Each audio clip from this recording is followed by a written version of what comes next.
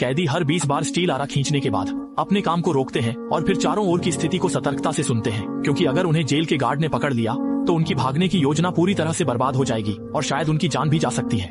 लेकिन यह ग्रिल तो धातु की बनी हुई है, इसे तुरंत काटना संभव नहीं है, इसलिए उन्हें अपने साथी के साथ लगातार बारी बारी से काम करना पड़ता है। दोनों की संयुक्त मेहनत से आधे घंटे बाद लोहे की ग्रिल आखिरकार काट दी जाती है और फिर वे जल्दी से खिड़की से कूदकर एक तहखाने जैसे स्थान पर पहुंच जाते हैं। मैंने एक रास्ता खोजने की कोशिश की ताकि बाहर निकल सकूं, लेकिन एक चक्कर लगाने के बाद भी कुछ नहीं मिला। सभी निकास दरवाजे बिना किसी अपवाद के लोहे के दरवाजों से बंद थे। कोई उपाय नहीं था, इसलिए आदमी को लोहे की ग्रिल को फिर से स्थापित करना पड़ा। तभी उसने कुछ फेंची की हुई खिड़कियां देखी और उसने सोचा कि लोहे की छड़ को काटकर एक चाबी बनाई जा सकती है। लेकिन जैसे ही उसने 2 बार आरा चलाया, ऊपर से जेल के गार्डों के कदमों की आवाज आई और दोनों जल्दी से छिप गए। असल में 2 जेल के गार्ड ड्यूटी रूम से चुपके से नीचे आकर सिगरेट पी रहे थे और दोनों ने गार्डों की खोज को चतुराई से पार करने के लिए एक दूसरे के ऊपर चढ़ने का तरीका अपनाया। उन्हें लगा कि वे एक चक्कर लगाने के बाद तुरंत चले जाएंगे, लेकिन वे फिर से लौट आए। कैदियों ने देखा कि गार्ड चले गए हैं तो उन्होंने उसी तरीके से सावधानी से वापस लौटने का फैसला किया और गार्डों ने भी कुछ असामान्य नहीं देखा।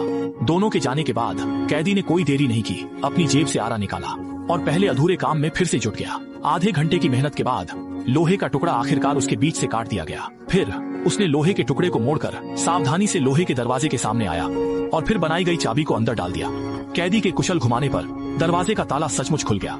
इसके बाद दोनों ने पहले से तैयार किया हुआ केरोसिन लैंप निकाला, उसे जलाया और नाले में प्रवेश कर गए। हालांकि आगे कई अज्ञात परिस्थितियां हैं, लेकिन आजादी के लिए उन्हें ऐसा करना ही होगा। सौभाग्य से जब वे पहले दरवाजे पर आए तो उन्हें एक अप्रत्याशित आश्चर्य मिला।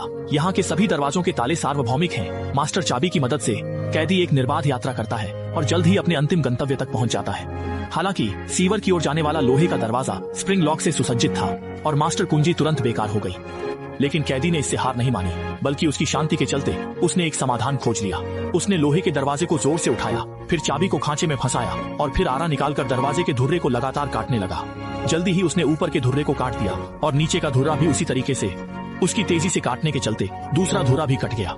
ये सब करने के बाद कैदी ने खांचे में फंसी चाबी को हटा दिया।